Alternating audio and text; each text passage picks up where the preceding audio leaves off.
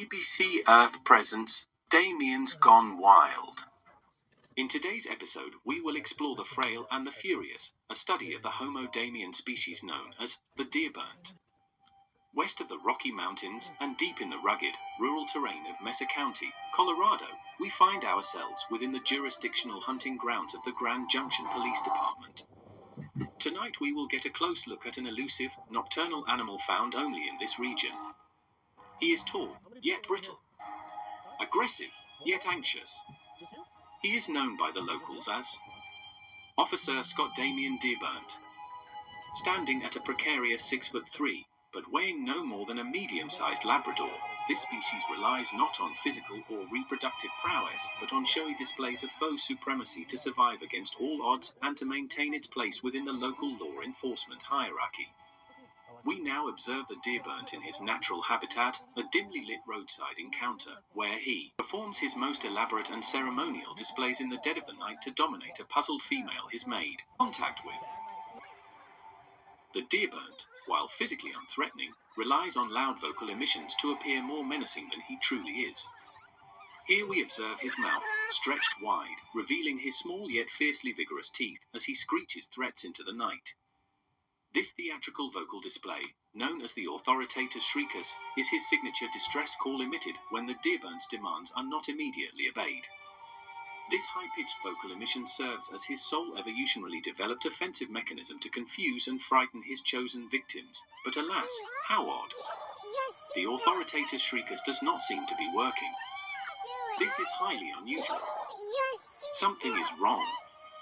The prey does not flinch. It does not submit. The Dearburnt is confused.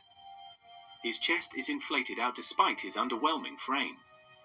His movements are nervous. A flash of candid body-worn camera footage reveals his glassy gaze.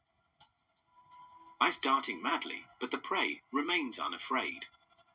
Instead, she plays along with the Dearburnt, but beneath the surface, since she is unimpressed, perhaps even amused at his inability to adapt on the spot. He has never encountered prey like this before. The Dearburnt has become disoriented. His natural strategy has failed. Resorting now to Plan B, we now observe how he brandishes his weapon sideways. Holding his sacred tool within a meter from his female subject's face, sparking it twice in a desperate livid attempt to reassert his dominance, threatening to deploying the taser probes into the unarmed female's face without any justification for using deadly force. The Dearburnt advances, his long limbs are flailing, his taser sparking wildly in the air. This is a curious behavior not found in more evolved members of his species, suggesting a lack of proper training or, perhaps, an intentional violation of his directive ADM 156. But alas, before he can fully commit, a familiar call echoes through the air. It is the call of his superior, the Sergeantus Supervisorus. The Dearburnt, caught off guard, quickly attempts to shift the narrative. If he weaves a plausible story, perhaps he will get the green light to proceed against his target. But wait! Oh, dear, a higher-ranking member of the Damiens, the Sergeantus Supervisorus, descends from above.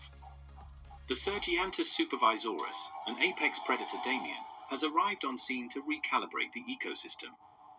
She orders him to stand down and respond to an unrelated call for service.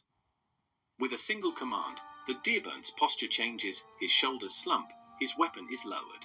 Our beloved Dearburnt has been neutralized. Defeated, he retreats back into the darkness he emerged from.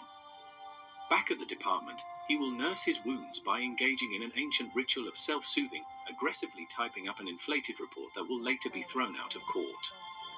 We hope that by bringing this documentary to you, this enigmatic Damien will be misunderstood no longer. Thus concludes our study of the Scot. Damien Dearburnt, nature's most frail enforcer. Join us for our next journey through the west of the Rocky Mountains, as we examine another curious specimen of this rural law enforcement landscape, the Arnold-Hu Nakbar, a sand-dwelling scavenger known for stealing nursing infants from their mothers' breasts, and feeding off of the scraps left behind from the Department of Human Services' racketeer-influenced and corrupt organizations. Stay tuned for more documentaries from this region of the United States in our BBC series, Damiens Gone Wild.